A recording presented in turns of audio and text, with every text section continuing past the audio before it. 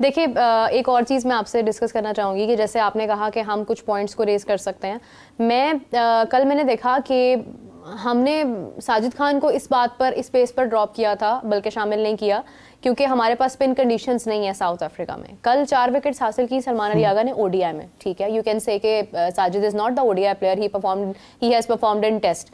अब केशव महाराज को ऐड करने की भी बात की जा रही है साउथ अफ्रीका में, और टेम्बा बेवुमा भी हैं उसके अंदर। केशव महाराज अगर आ सकता है तो क्या हम नहीं जा सकते थे साजिद के साथ भी, नुमान के साथ भी? कितने स्पिनर्स हैं इस वक्त साउथ अफ्रीका के पास? आप देखें टेस्ट में कितने स्पिनर्स होंगे उनके पास। देखिए साउथ अफ्रीका, आपका वो पॉइंट बहुत कमाल का पॉइंट है कि अगर सलमान अली आगा जैसा नॉन रेगुलर स्पिनर, मैं उसको एक ऑलराउंडर है ना, बॉलिंग ऑलराउंडर है, हाँ। तो अगर वो 4 आउट कर सकता है साउथ अफ्रीका में, अगर इब्रार पहले T20 में 3 आउट कर सकता है, व्हाई नॉट साजिद खान? साजिद खान को लेकर आए ना। मतलब फिर आपने लोगों को डिसाइड करना है कि यार तुम यहीं के प्लेयर हो, तुम इंटरनेशनल स्टफ नहीं हो, तुम इंटरनेशनल विकेट्स पे आउट नहीं कर सकते। तो आप किसी को मोटिवेशन देने की बजाय, मैंने पहले प्रोग्राम में भी आपको यही कहा था जब पाकिस्तान साउथ अफ्रीका गया था, ना खिलाएं आप साजिद खान को, लेकिन साजिद खान को लेके तो जाएं, उसे कंडीशन तो सिखा। फर्ज करें आपने उसे टेस्ट सीरीज खिलानी है ना, मेरा मतलब मैं एक बहुत तजर्बाकार कोच तो नहीं हूँ, आपको भी इतना तजर्बा होगा कि देखिए आपने साजिद खान को खिलाना है टेस्ट सीरीज के अंदर, राइट ना? तो आपको उसको कैरी करना चाहिए था कि ये हमारे साथ जाए, ये वहां पर जब मैच नहीं होता प्रैक्टिस के अंदर ये स्पिन बॉलिंग करे, वहां की पिचेस को समझे, वहां के एनवायरनमेंट को समझे, बाबर के साथ खेले, बाबर को सिखा दे कि स्पिनर कैसे खेलना है।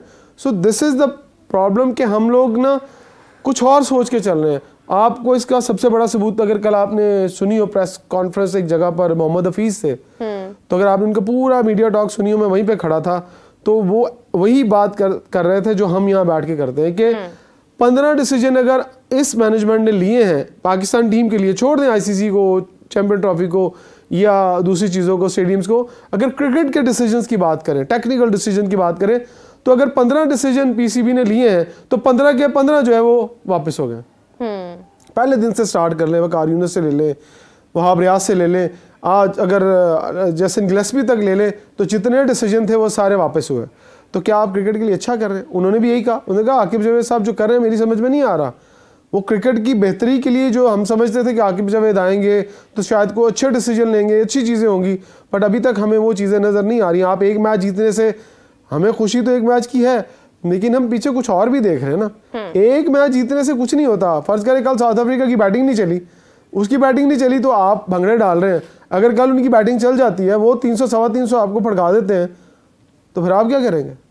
आपका तो लास्ट ओवर में 250 नहीं हो रहा। तो बहुत चीज़ें हैं जो समझनी चाहिए, सिर्फ मैच जीतने से ही नहीं हमें खुश होना चाहिए। हमें बहुत सारी चीज़ों को, जैसे आज डिस्कस कर रहे हैं, बहुत सारे लोगों को ये चीज़ें डिस्कस करनी चाहिए कि नहीं यार सिर्फ जीत के भंगड़े डालने की बजाय आने वाले जो आपके प्लान्स हैं, जिसके ऊपर हमेशा से हम बात करते हैं, यार champions trophy, world events, world cup, champions trophy, इन इवेंट्स के लिए कब तैयारी होगी? देखिए ये वही चीज़ें हैं जो हम लोग बहुत अरसे से बात करते आ रहे हैं इसके ऊपर।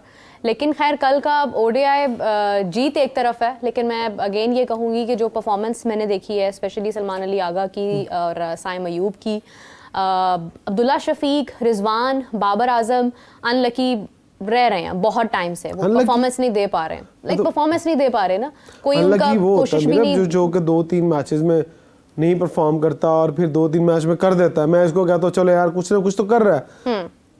मुझे तो आईसीसी की रैंकिंग की समझ नहीं आती।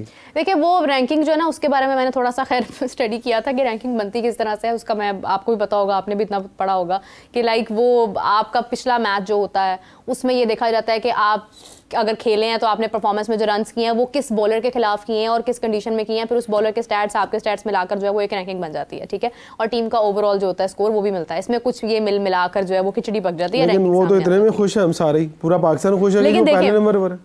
लेकिन टीम कहाँ है आपकी? रैंकिंग एक तरफ है, हम सब लोग समझ रखते हैं क्रिकेट की, and we can see that properly कि अभी कौन सा प्लेयर कहाँ पर फिट होता नजर आता है। कामरान गुलाम ने भी कल परफॉर्म नहीं किया, लेकिन आपको पता है कि ऑनेस्टली स्पीकिंग कामरान गुलाम पर कोई ज्यादा बात नहीं करेगा क्योंकि वो अभी आया है, अभी उसका डेब्यू हुआ था, उसने डेब्यू पे सेंचुरी भी कर दी थी अपनी, लेकिन आप टेस्ट की बात मैं कर रही हूँ, लेकिन वो ओडीआई अभी खेलना शुरू हुआ है। आप अगर बात करते हैं हमारे टॉप क्रिकेटर्स की, जिनमें मैंने दोपहर में भी ये पॉइंट रेज किया, हमारा बाबर, हमारा रिजवान, शाहीन, नसीम शाह, हारिस रऊफ, ये 5 जब कुछ करते हैं ना तो कौम का एक समा ही और होता है। परफॉर्मेंस का जो एक मेयार है ना वो डबल ट्रिपल हो जाता है। लोगों के दिलों में एक ऐसी वो जाग जाती है कौमियत के मतलब कुछ है ही नहीं और इनके अलावा। लेकिन जब ये परफॉर्म नहीं करते हैं ना तो फिर आप अपनी जीत को भी उस तरह से एंजॉय नहीं कर पाते। मेरे आपको क्या लगता है कि ये जो 5 नाम आप ले रही हैं, हाँ। क्या पाकिस्तान की टीम यही है? आप इन्हीं के गिर्द मतलब कौम को सिर्फ ये 5 नाम ही, या इनको दिखाई ये 5 नाम जाते हैं?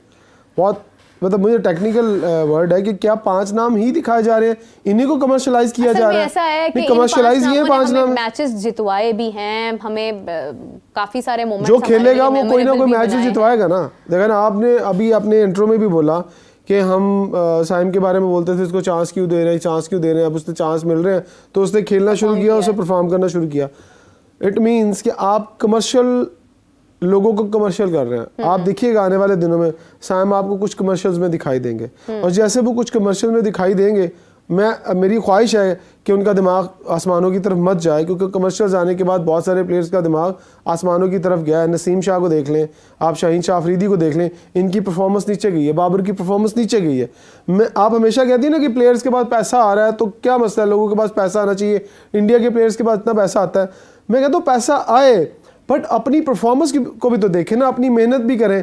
क्या ये उस तरह से प्रोफेशनलिज्म के साथ चलते हैं या सिर्फ पैसे को देखते हैं, सिर्फ कमर्शियल पॉइंट्स पे देखते हैं? और पाकिस्तान क्रिकेट बोर्ड भी कितने खुशी के साथ इनको इजाज़त दे देता है कि हाँ, मैं तो समझता हूँ कि प्लेयर की परफॉर्मेंस बेस उनको कमर्शियल करना चाहिए। मतलब बाबर ने अगर 2 साल पहले रन्स किए हैं तो आज भी उसको कोई ऐड उठाता है तो करोड़ों रुपया दे देता है। वाह भाई, क्या ऐसा किसी और मुल्क में आपने देखा है? क्या इंडिया और पाकिस्तान के अलावा दुनिया की जो क्रिकेट टीमें हैं वो अपनी कमर्शियल्स के अंदर इस तरह के एक्टिविटीज करवाती हैं? चलिए देखिए, अब हम अपने प्रोग्राम्स में तो ऑलरेडी बहुत क्लैरिटी के साथ बात कर ही लेते हैं। अब कमर्शियल्स जो हैं वो उनका एक हक है, it depends on the advertisement organisations and तमाम वो लोग जो हैंडल करते हैं, उनको जो पसंद आता है वो उसको बना देते हैं स्टार। और जिस तरह से लीग्स खिलाड़ियों का एक अपना एक उनका हक है, इसी तरह से कमर्शियल्स भी उनका एक राइट है। हम लोग देखिए बात करते हैं, बहुत सारे लोग जो हैं वो इस चीज़ को बड़ा एंटी समझते हैं कि यार वाई ऑलवेज क्रिटिसिज्म। ये हमारी मोहब्बत है और ये हमारी ऑनेस्टी है कि हम लोग जो है वो नहीं चाहते हैं कि कोई भी प्लेयर अपना नुकसान करे। As a third person when we watch the match we find out many critical things in that, जो कि आपके इर्द गिर्द बहुत सारे लोग नहीं चाहते कि आप ठीक करें, क्योंकि वो नहीं चाहते कि आप बहुत ऊपर जाएं। एंड ऑनेस्टली स्पीकिंग, ये जो प्लेयर्स के अराउंड जो इनके मैनेजर्स हैं, उनका भी मुआयना करना ज़रूरी है कि वो उन्हें क्या बताते हैं, क्या ऐसा बताते हैं कि वो अच्छी भली परफॉर्मेंस छोड़कर अपने ही स्टेट से बाहर आकर जो है वो स्टेट ऑफ माइंड से बाहर आकर वो परफॉर्मेंस देना बंद कर देते हैं। Why Shaheen is not performing, why Naseem Shah is not performing, why Babar, why Rizwan, हुआ क्या है इनको? ये तो वो प्लेयर्स थे जो पाकिस्तान का वो नाम थे कि आते थे तो नारेबाजियाँ हो रही होती थी। क्या हो गया हमारी टीम? मुझे लगता है कि इनकी क्रिकेट ना आहिस्ता आहिस्ता ख़त्म होती जा रही है। आप शाहीन को देखें, नसीम को देखें, रिजवान को देखें, इन्होंने बहुत क्रिकेट खेल लिया। देखिए, अगर आप ऑस्ट्रेलिया का कल्चर देखें ना, ऑस्ट्रेलिया, न्यूजीलैंड और इंग्लैंड के अंदर प्लेयर्स का ना बहुत थोड़ा पीरियड होता है क्रिकेट खेलने वाला। कुछ प्लेयर होते हैं जिनको आप 10-10, 15-15 साल क्रिकेट खेल जाते हैं। देखिए, क्रिकेट का भी एक तरीक़ेकार है, एक उसकी भी एक नेचुरल चीज़ है, लेकिन कुछ चीज़ें ज़बरदस्ती जोड़ी रखते हैं हम साथ साथ। अगर मैं दावे के साथ आपको कह सकता हूँ ये बात, अगर शाहीन, रिजवान, नसीम अगर ये पाकिस्तान में नहीं होते ना, ये दुनिया की किसी और जगह क्रिकेट खेल रहे होते, तो इनकी 3-3 साल पहले क्रिकेट खत्म हो चुकी होती, इनकी जगह रिप्लेसमेंट आ चुकी होती और ये घरों में बैठे होते। कर रहे होते आज भी। इनकी परफॉर्मेंस ही खराब अगर नहीं कर रहे होते तो, जिस तरह पाकिस्तान में हो रहा है, जिस तरह आपने पॉइंट रेज किया है, अगर ये पाकिस्तान की जगह कहीं और हो रहा होता तो ये टीमों में नहीं होते, ये अपने डोमेस्टिक स्ट्रक्चर में खेल रहे होते या लीग्स खेल रहे होते, ये नेशनल टीम में आपको दिखाई भी नहीं देते। मुझे बताएं, क्या ऑस्ट्रेलिया, न्यूजीलैंड, इंडिया का कल्चर है ये कि एक प्लेयर पिछले 2-2 साल से परफॉर्म ना करे, 1-2 मैच में परफॉर्म कर दे, वो टीम के साथ जुड़ा रहे? नो, उन्हें उठाते हैं, उन्हें कहते हैं जनाब वापस जाएं, परफॉर्म करके हैं आप। ऑस्ट्रेलिया का जो फर्स्ट क्लास स्ट्रक्चर है और दुनिया का बेहतरीन फर्स्ट क्लास स्ट्रक्चर है, लोग उसको फॉलो करते हैं। क्यों हम पाकिस्तान में उनके स्ट्रक्चर को एक दफ़ा लेके आए थे कि उस तरह का स्ट्रक्चर बनाए, लेकिन बदकिस्मती से हम वो स्ट्रक्चर नहीं बना पाए, हम कमर्शलाइज की तरफ चले गए।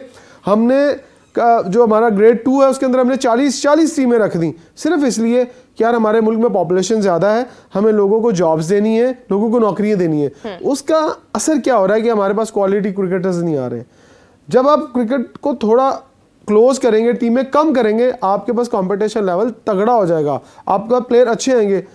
15 प्लेयर एक टीम में खेले, अब 40 टीमें आप फर्ज करें आपके ग्रेड 2 में खेल रही हैं, तो 40 को 15 से मल्टीप्लाई करें ना, तो कितने प्लेयर बन जाते हैं? तो आपकी टीम के तो 15 प्लेयर नहीं पूरे हो रहे, आपको तो 15 ढूंढते हुए लाले पड़ जाते हैं कि 15 कैसे निकाल के लाएं। है और इसमें काफ़ी हद तक कसूरवार हमारे बोर्ड में मौजूद वो लोग हैं जिन पे जिम्मेदारियां सौंपी गई थी टीम्स बनाने की। देन हमारे कोचेज आ जाते हैं, क्योंकि इनकी जिम्मेदारी थी कि इन्होंने सिर्फ इन्हीं लोगों को नहीं लेकर चलना है, इन्होंने और भी लोगों को तैयार करना है। कभी कोई प्लेयर खुदा न खास्ता इंजर्ड भी हो जाता है, आपके पास एटलीस्ट उसकी रिप्लेसमेंट होनी चाहिए। मुझे अच्छी तरह से याद है कि 2023 का वर्ल्ड कप जब नसीम शाह नहीं थे, तो हमने नसीम शाह की प्रेजेंस को बड़ा मिस किया था, और उसके बाद से हमें वो नसीम शाह भी नहीं मिला जो उससे पहले था।